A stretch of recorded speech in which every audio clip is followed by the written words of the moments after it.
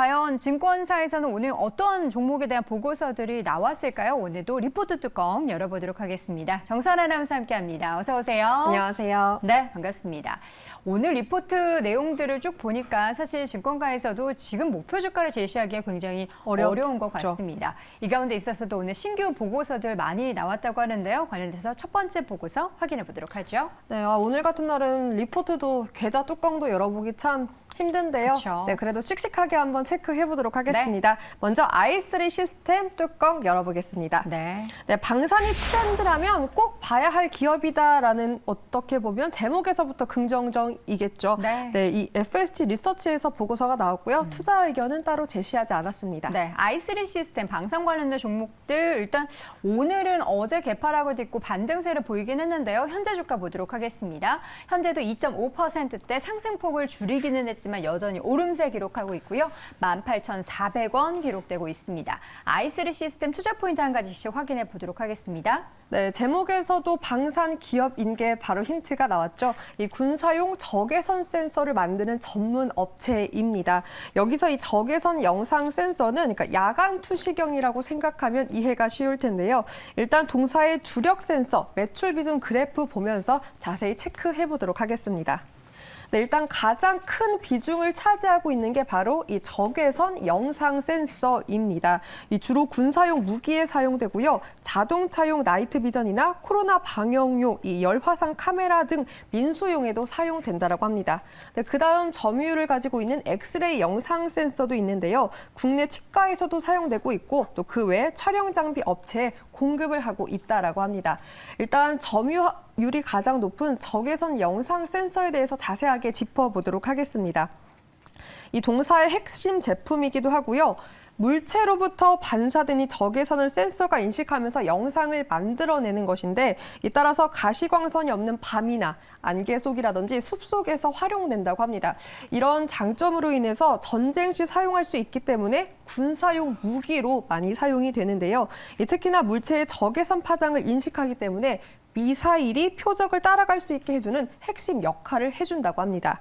이 러시아발 리스크로 국내 방산이 해외에서 주목하고 있는 만큼 동사의 보유 제품과 기술력에 대해서 주목할 필요가 있다라는 보고서 내용이었습니다. 네, i3 시스템, 그러니까 뭐 우리가 현대로템이나 한화, 에어로스페이스 이렇게 굵직한 종목들을 그렇죠. 봤을 때 같이 거론되지는 않았지만 이 종목도 방위산업 관련된 카테고리를 굉장히 또 큰 분야 비중으로 영위를 하고 있는 기업으로 알려져 있습니다. 그렇다면 이제 앞으로 기대될 부분은 수출을 과연 이 기업이 할 수 있느냐 여부인데 어떻게 좀 이야기하고 있나요?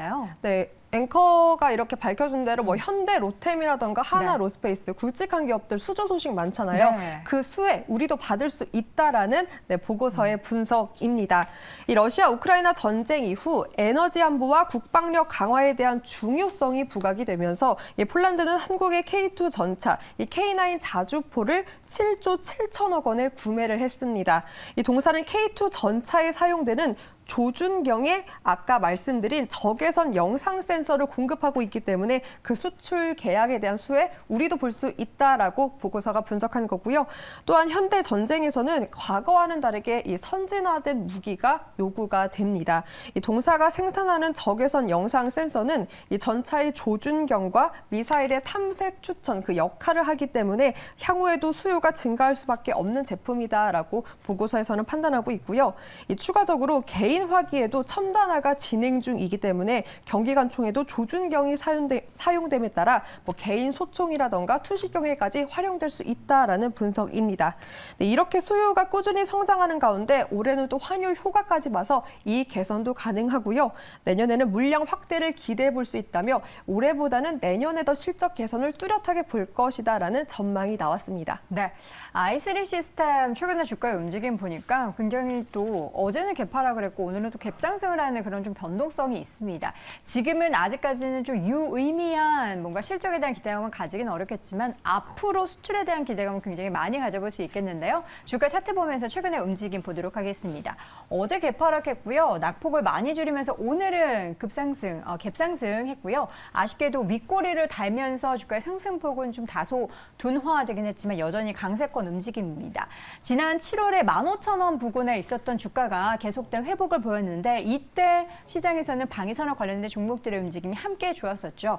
이와 함께 이 i3 시스템의 주가도 함께 올랐던 겁니다. 그러나 그 이후에 박스권에 갖춰진 움직임들이 보이고 있는데요. 박스권 상단의 움직임은 현재 단기적으로 2만 원 선, 그러나 앞으로 수출에 대한 모멘텀이 있기 때문에 2만 원 선을 뚫는 움직임이 보이게 될지 함께 기대해 보도록 하죠.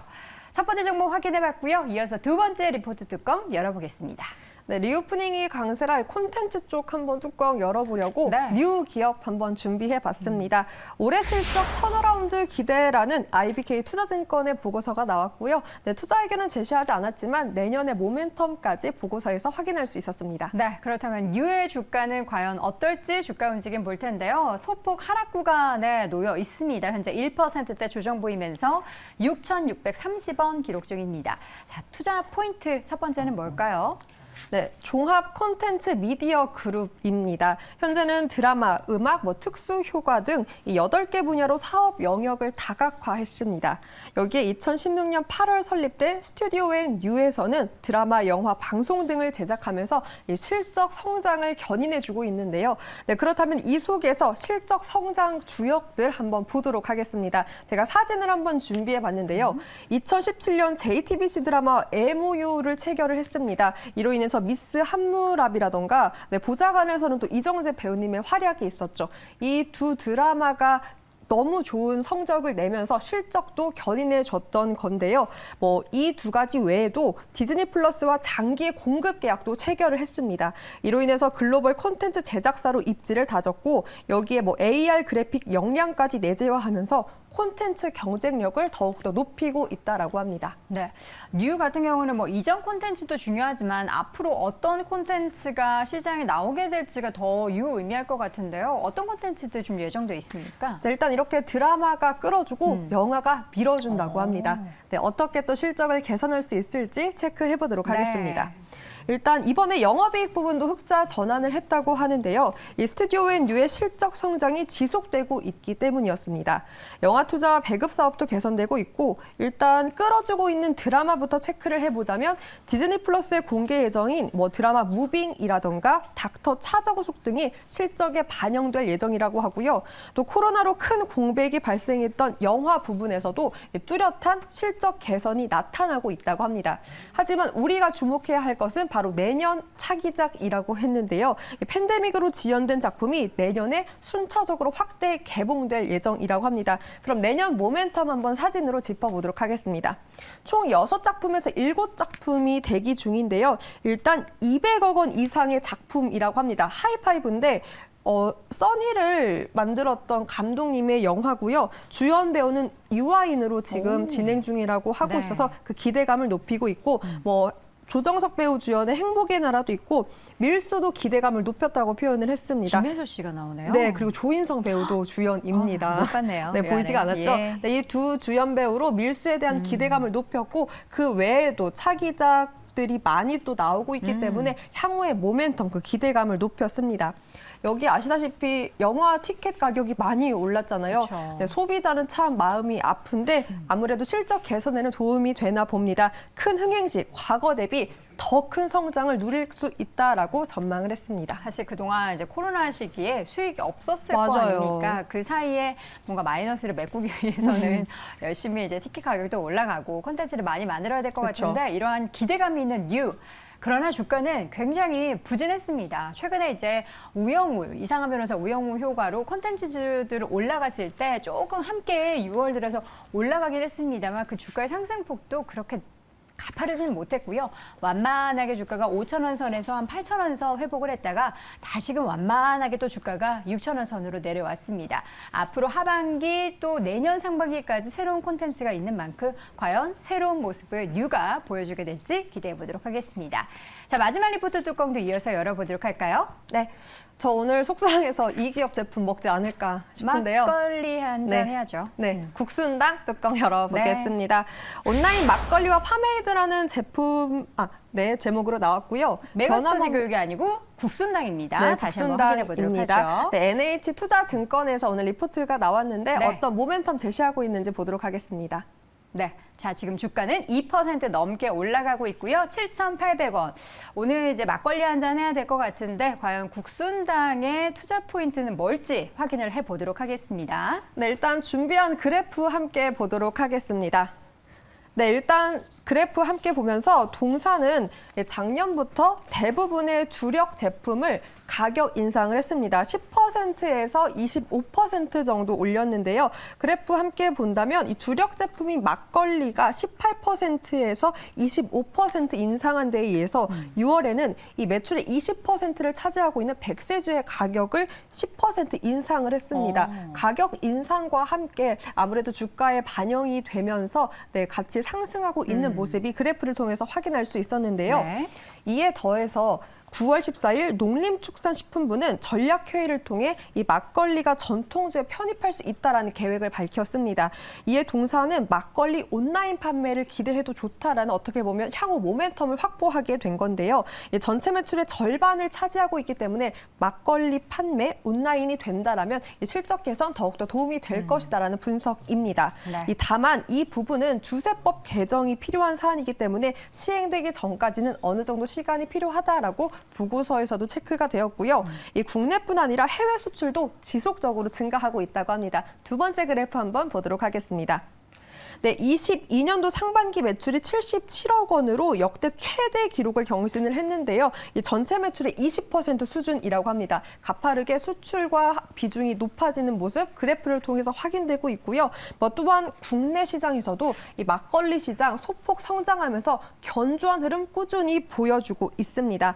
여기 아까 말씀드렸다시피 향후 개정법 통과로 온라인 판매까지 열린다면 앞으로 더 큰 성장 기대할 수 있다라는 보고서 내용이었습니다. 네, 지금 막걸리 성장률이 이렇게 올라가는 거는 저도 영향을 미쳤지만 우리 그 유명한 막걸리 한 잔이라는 맞아요. 영탁 씨의 노래가 굉장히 또 영향을 미치지 않았나라는 생각이 듭니다. 그리고 온라인에서 판매할 수 있다라는 게 굉장히 큰 모멘텀이 될 것 같은데요. 이어서 두 번째 투자 포인트를 보면은 굉장히 많은 매출을 일으킬 수 있을 만한 그런 환경이 지금 마련되고 있는 거죠. 네, 좀 놀라웠습니다. 술 파는 기업인데요. 어떻게 네. 보면 이 스마트팜 시장에도 진출했다라는 소식이 전해졌습니다. 최근 국순당은 팜메이트 지분을 높이면서요. 실질 지분 40% 이상으로 최대 주주로 보아도 무관하다라는 평가가 보고서에서 나왔습니다.